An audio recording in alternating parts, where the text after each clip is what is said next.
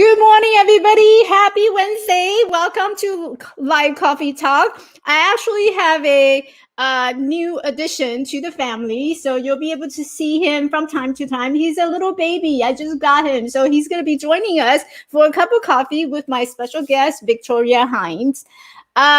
Just so you know that I have started the 5-day spotlight challenge. So if you haven't joined the group, make sure you go to my group, The Confidence Lounge by Michelle, and you will be able to kind of follow along. It's a little too late to join the challenge right now, but you can follow along and watch all the spotlight participants who are taking themselves out of their comfort zone and actually start doing something really great to get them out there, to be seen, to be heard, and to get hired.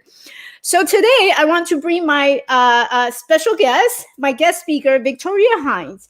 She and I connected during the pandemic, and I was going around so busy trying to connect, making that connection with everybody and booking everybody. And she is a creative career coach who helps creative artists to navigate career, pivot, as well as leveling up in their career so that they can build a life that is energized, like me, and sustainable. She's spent over 10 years working predominantly in theaters and film industry as an actor, event producer, art administrator, and fundraiser, working with the theater companies, conference, festivals, and live events. Now, she is the one that you want to talk to, you want to connect. I'll tell you why. Because you're thinking about building that visibility, she would be the expert in coordinating all that. She can give you a lot of tips and strategy of how to get yourself get seen, get heard, and get hired. So definitely stay tuned, and because you don't want to miss this show. And as a teenager, Victoria was also a cancer survivor. She, as an artist herself, she deeply understands navigating uncertainty and trying to answer the age-old question: how do you do what you do to make a living? I mean, that's what ultimately that it all comes down to, that, right? How do you do what you do and also make a living out of it? You can, if you're interested, I will talk about where you can find her, where you're gonna follow her. But without further ado, I don't want to keep her waiting in the backstage.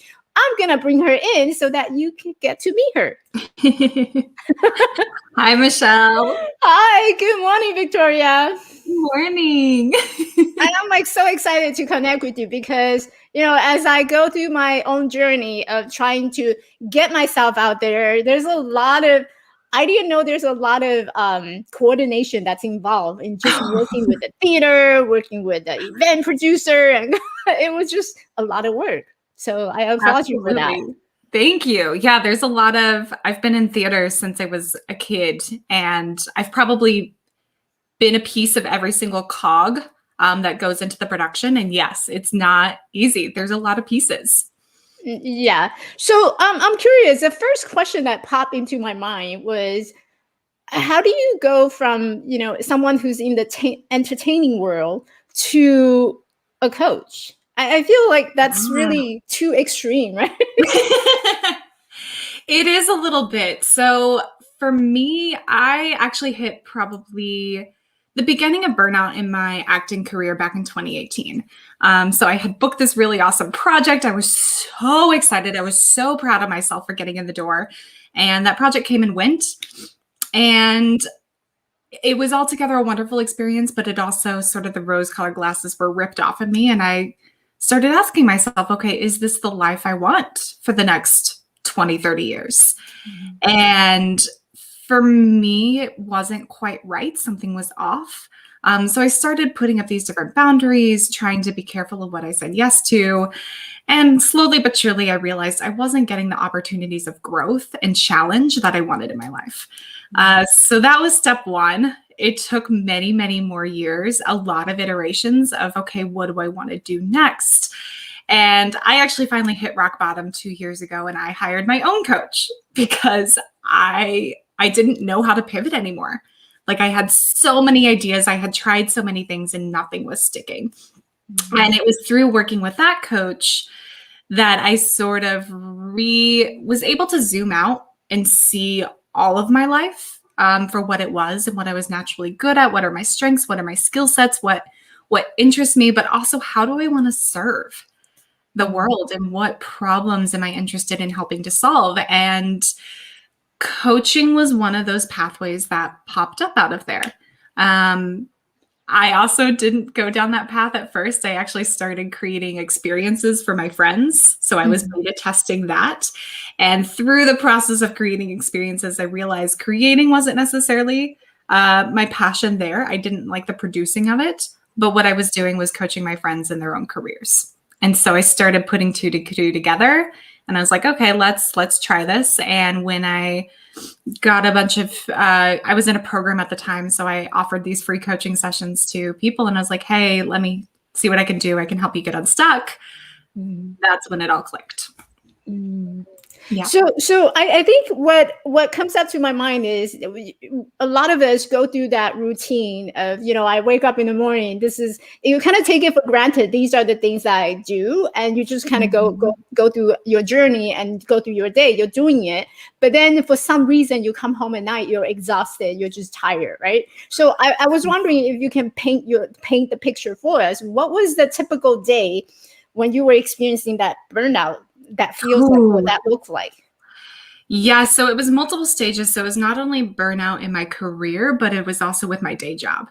So I had it going in full force. So, I mean, with the day job, it was slowly not believing in what I was doing anymore. It was driving to work and wanting to sit in my car before I walked in the doors for as long as possible. It was I had started developing all these coping strategies to get through the day and the stress, from sneaking away to the rehearsal hall. I also worked in arts administration for a theater company. So sneaking away to do meditations in the rehearsal hall down the way, or going on daily walks and making sure I got out of the office. And I think with acting, it was just sort of, I started only pursuing projects that I was actually interested in. I think as artists, oftentimes we feel like there's so much scarcity, so we feel like we have to say yes to everything. So I started being very purposeful and only pursuing the projects I was interested in, but the doors were not opening. And so it was just rejection after rejection after rejection, which I was used to. I'm very resilient to that. But it still it wasn't leading to that growth that I was needing in my life. So I was feeling I felt like I was shrinking. That's really what it was. I felt like I was getting smaller and smaller and smaller. And I was having to shrink myself in order to fit into the environment that I was in. It doesn't sound very inspiring. I don't blame you. I don't blame you not wanting to live it like that, life like that. No, I knew it wasn't sustainable. Yeah. Something had to change. Yeah, and I can tell, like, it's so much. You have so much light. Like when I first met you, it was bright, and you're very outgoing, outspoken, and I just love your energy and also your personality. It really showed when I first met you, when we grabbed that virtual coffee. Yeah. So now you are a coach, and so who are your typical client? Are they mostly artists or people who work in the theater, entertaining world? Yes, so they're creatives of all different backgrounds. So I work with illustrators and designers. I work with writers. I work with comedians. I work with actors. So pretty much a lot of different people with a lot of different avenues and directions. I like to call them the BAs and the BFAs of the world, which is typically what their undergraduate degree is. But it's all of the creative types who, we have all these skill sets, we have these dreams, and it's hard. It's really, really hard to navigate a career in a lot of these fields. And oftentimes I think it's because there's really not a structure laid out for you. Once you graduate college, if you do go to college, it's sort of this open world video game, and it's like, figure out what you want to do next. And I think there are more options out there for creatives than we ever deemed imaginable, but our our views of what is possible is very, very narrow when we're young. Mm-hmm. I think this is interesting because I had a conversation with one of my friend who happened to be a film producer, and he actually put out his first feature film recently, and so it's really exciting. It's called it's What's Inside.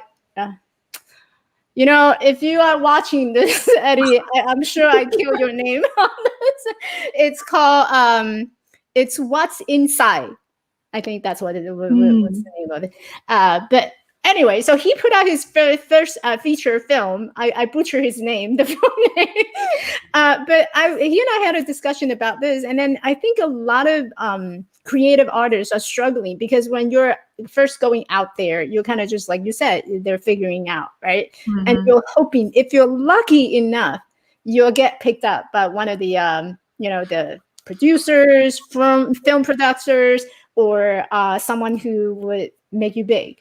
But on the majority, most of the parts, it's you're trying to make it. Yes. Are you seeing that from your clients? Oh, absolutely. And what I've started to realize is if you're still enjoying the process of working towards this vision and dream, then you're in the right place. But if you've fallen in love or out of love with the steps it takes to get there, like you can't, there's so much lack of control over the outcome. Like there's so much lack of control over, I'm going to make it, quote unquote. And you can work as hard as you might or do everything you're supposed to, quote unquote, do and still not make it. And so the joy has to come from the day to day. The joy has to come from each little step along the way. And if those little steps aren't re-energizing you or making you happy, then that's sort of what I realized is like something's off and something's not working anymore. I think I'm trying to like think back and relate to my own journey. It's like, you're trying to make it just to make it. And after you made it, it's like, it doesn't feel very purposeful. It doesn't feel like, oh, well, that's that. Okay, done. Moving on to something else. So there's no joy anymore for doing things. Yeah. Absolutely. What was it like growing up, Victoria? I kind of wanted to shift gear a little bit. Yeah. You have a great personality. So what was it like growing up? Oh, man. So I had more energy and creativity than my mom knew what to do with. So I was the person who was always coming up with craft projects, mixing spices in the kitchen for the heck of it, like organizing my friends into dance recitals. That was definitely me to a T. Very, very creative, very outgoing, very bubbly. But I was also a perfectionist in many, many ways. So now I like to call myself a recovering perfectionist because I've realized perfection doesn't necessarily lead to what you're wanting in adulthood. But as I was always chasing that A in class, I was going over and beyond what any sort of assignment required of me, and really just trying to get that A and make everybody else happy. Yeah. I think most of the time we think about just stepping out of our comfort zone and just be courageous. Sometimes people think about, oh, I'm going to do something big and major that would transform my life, right? But if you are a perfectionist or someone who's recovering from perfection, just being imperfect or just let it go and just put it out there, that actually takes a lot of courage too. So what was the bravest thing that you have ever done? Ooh, I would say one of the biggest ones for me was moving to Chicago.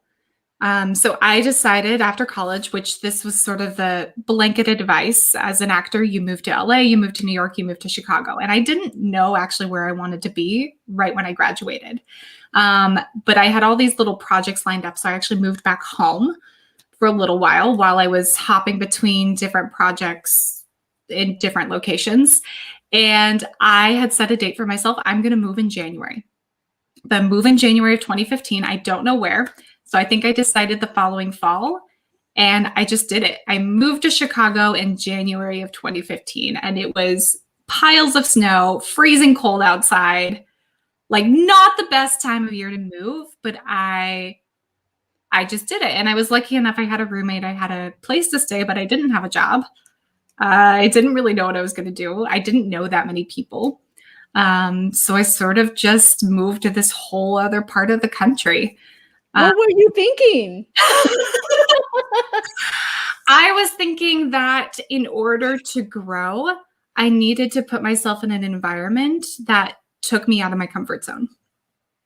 Did anyone tell you, Victoria, just go down just jump down the block and do something, volunteer or something, right? Not Chicago. No, and my parents were actually very encouraging of it. For some reason, they thought Chicago was a better idea than LA. LA really scared them, which in hindsight, I don't know why, and I think they're watching this. But yeah, no, Chicago I visited the city for I think 2 days. And at the time, it just felt right. Like something in my gut told me this city feels really, really awesome. You would like living here. So here you are. You're in Chicago. I'm in Chicago. So where what do you miss LA at all? LA. I never lived in LA. My friends lived in LA. I'm actually from Texas originally. Okay. Do you miss Texas at all? Pieces of it. I miss Texas barbecue. I miss the sun. Like I miss all of like the warmth and sunshine, which sounds crazy, but I do. But also I know like it's not really my home anymore. Yeah. Chicago is your new home. And I kind of have that picture of the Broadway show Chicago in the background with the theater light all light up, and you're on the stage with your hat and with your stick walking onto the stage. Yeah, it's very I have a good imagination. That's yes, I actually did a big research project on that. Because really? Maureen Watkins is the original writer of that script. It's amazing. So let's get back to where you were. So growing up in childhood, you were creative, you were fun, you were bubbly. When were you diagnosed with the cancer? Yeah, so I actually noticed a knot when I was 16, but I was misdiagnosed for 8 months. And it was right after the winter musical, I think, and went back to the doctor. And I had thought it was a muscle knot for the longest time. I had gone to physical therapy for it. And he just said, well, it might not ever heal. And thank goodness for my mom, who pushed back at him and was like, no, we're getting an MRI. And so 2017, so right after I had turned 17, I was diagnosed with stage 5 synovial sarcoma. Yikes. Yep. Really rare, very scary. And at 17. 17. I'm trying to think what I was doing at 17.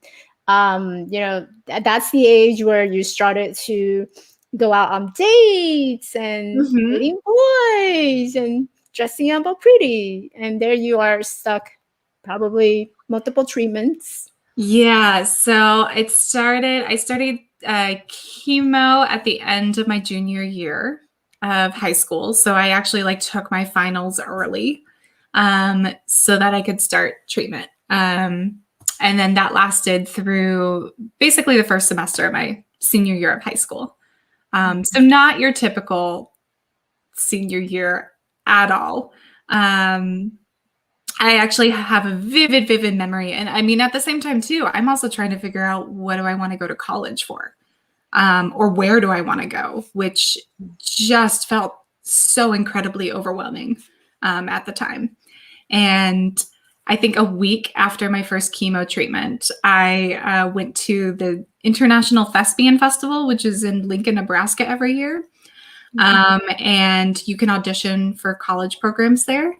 And I have this vivid memory of going back to the dorm room and pulling my hair out, putting my wig back on, and going into an audition for these college theater programs.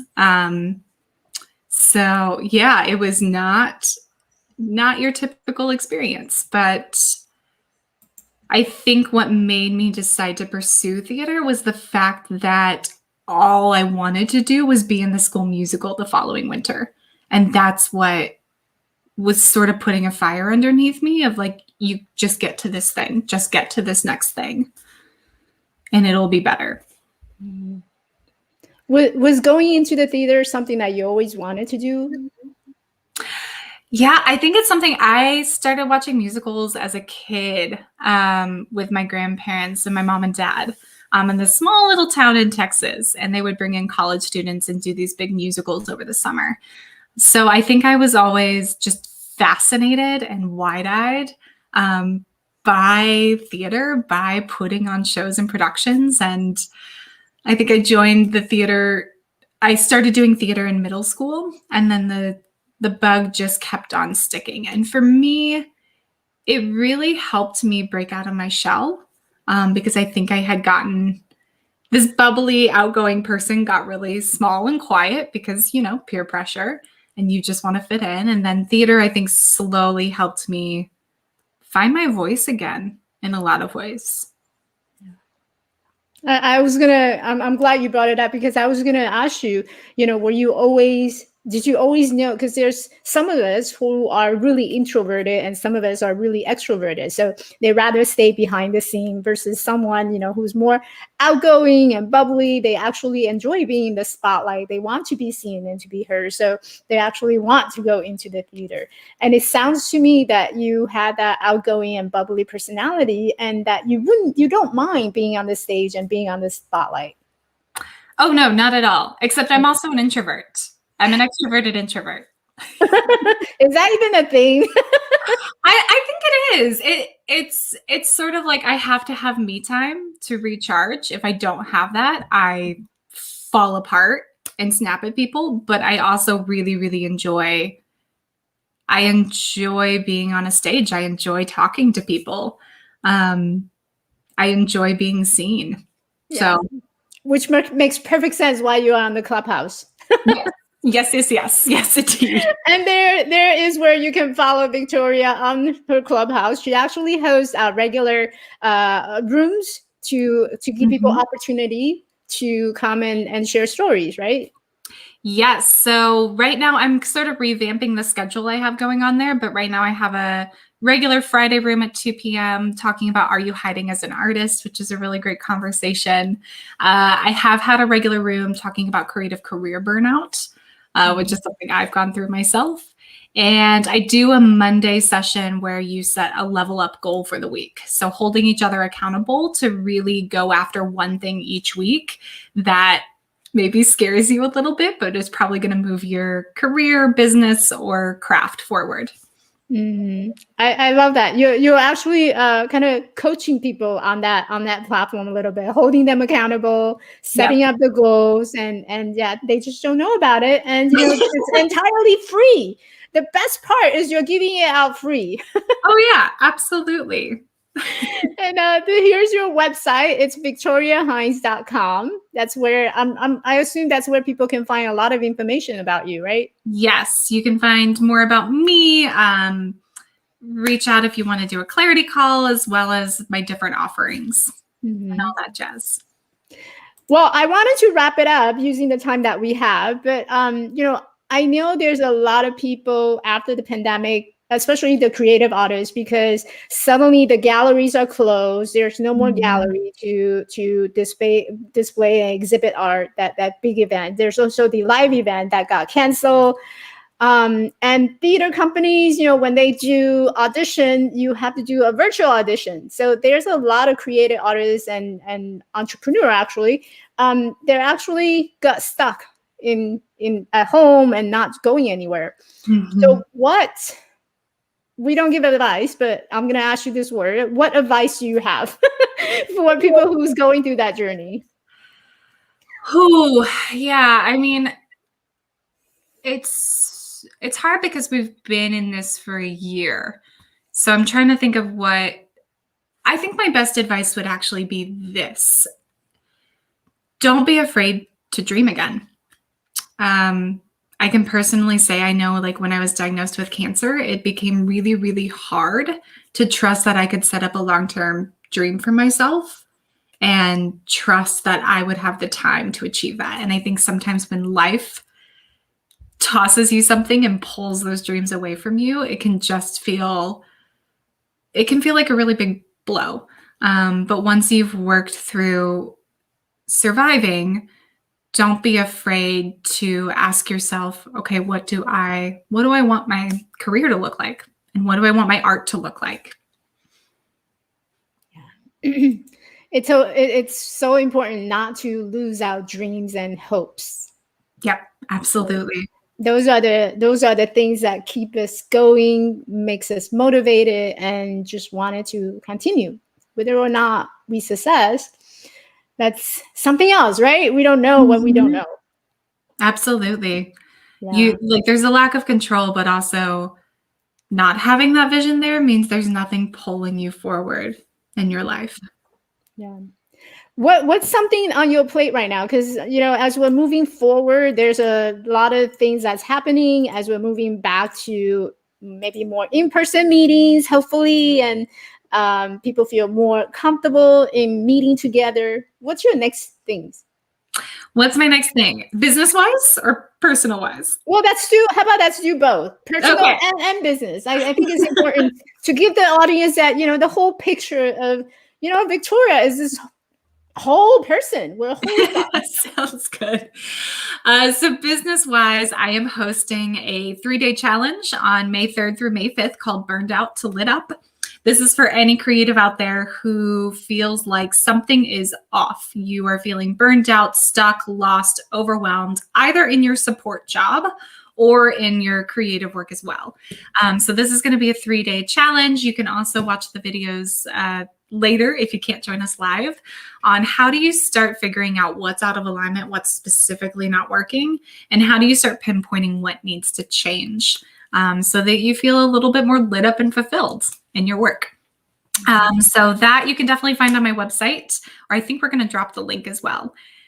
Yeah, the link is in the chat. So those of you who's interested in signing up the 3-day challenge, make sure you follow the link. And here's a website. Beautiful. Personal wise, my friends and I decided to rent out this little tiny theater that's like walking distance from us. So they're renting it out because they weren't able to do big groups. So we're inviting 10 friends, which feels enormous. Like we have not been around that many people in a very long time, but 10 friends to have a Mean Girls movie watching. Shenanigans. No way. It's one of my favorite movies. I want to be in Chicago. Come join us. Hey, that's one of my favorite movies. It's such a good movie. We wanted something that felt very quotable that you could also dress up to. So yeah, and I think I don't want to say I used to be this mean girl, but I think I have my personality. I have my share. Like when people bully me, and this is something I actually taught my nephew to do. If someone is bullying you, you do what you can to bully back that person. we don't want to bully each other, but we definitely don't want to you want to be able to stand up for ourselves, Mm-hmm. So yeah, I love that movie. Yeah, it's such a good movie. It holds up. You have the whole theater. I'm so jealous. We do. And those of you who never been to the theater, it's actually really cool to just go into the theater because one of my friends is in the theater industry, and he showed me where the orchestra are sitting and their background, and there's a lot of things that's happening in the back scene that we don't realize. We just go in and get the ticket and sit down, and we see all these wonderful performances, but we don't realize that these people actually put in a lot of work to do it. Mm-hmm. And that work can lead them to having this burned out. And who do you see when you have burned out? Victoria. Me.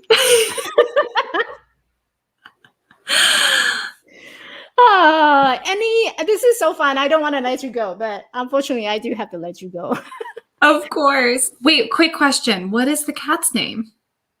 The cat's name is Toby. Toby. Yeah, Love Toby. Oh. Toby is 6 months old. I just picked him up from the animal shelter on Sunday. I was going to call him Sunday because it happened on Sunday. I thought that was pretty lame. I like Toby. Toby's a good choice. Yeah, Toby is cool. Well, Toby and I thanks everybody, and especially Victoria, for coming and joining me for a cup of coffee this morning. I had a great time. Any one last word for the audience to walk away? Oh, I would say if you're in a place with some sunshine today, go outside and just enjoy it. Well, I'm definitely going to do that in LA. And that's something that LA has a lot of. All right. Thank you so much, Victoria, for coming to the show. I'm going to put you back to the backstage. And then if you want to just hang around, and I will close the show real quick. And here's Toby coming to close the show with me. All right, everyone. Well, thank you so much for watching the show. And hopefully this is something that you enjoy. And Coffee Talk is something that we live every Wednesday at 8 o'clock. So join me next week for another great episode. I will see everyone soon. Bye.